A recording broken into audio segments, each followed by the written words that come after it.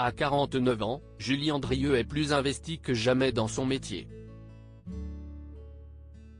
Passionnée de cuisine, elle a présenté plusieurs émissions cultes autour de la gastronomie. Le petit format Julie Cuisine, diffusé sur TF1 de 2004 à 2005, mais aussi Fourchette et Sac à dos sur France 5 ainsi que Côté Cuisine et les carnets de Julie sur France 3.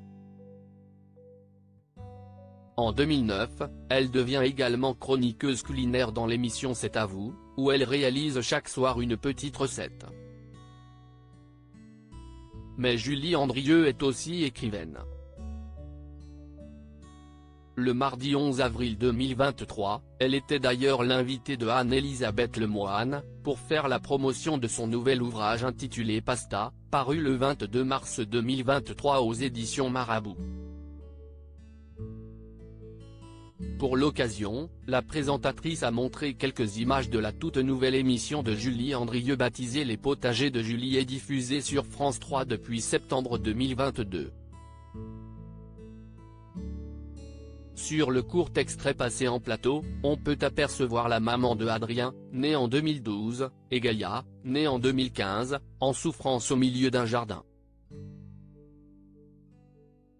Je suis pas sûr d'avoir une aubergine, mais je suis sûr d'avoir un limbago, peut-on l'entendre dire au moment où elle pose un seau rempli de terre au sol. Amusée par cette séquence, Julie Andrieux a avoué avoir un problème de dos depuis quelques années maintenant.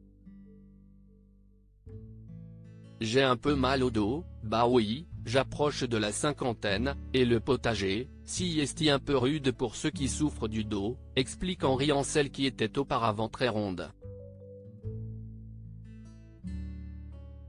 On rentre dans une autre catégorie. Je n'ai pas l'habitude, jusque-là mon métier consistait à boire des coups et manger du saucisson sur les marchés.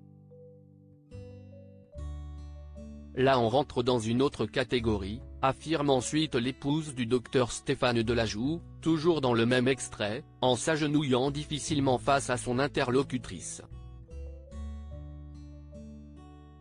Malgré tout, l'ex-compagne du photographe Jean-Marie Perrier compte bien persévérer dans son apprentissage de la terre. Il y a un plaisir, une émotion puis une satisfaction à voir pousser vos petites graines que vous avez semées. Moi j'y connaissais franchement pas grand-chose voire rien.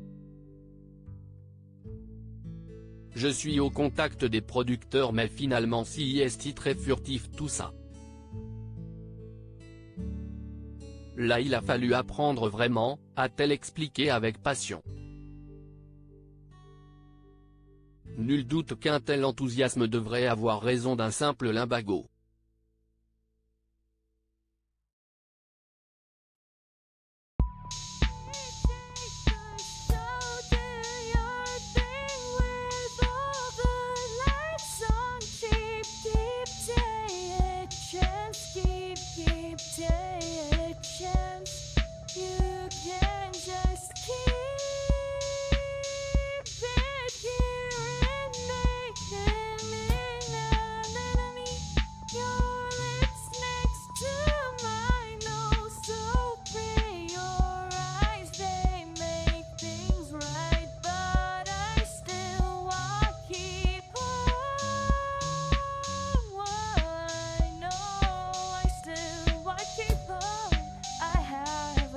Keep it up, I have a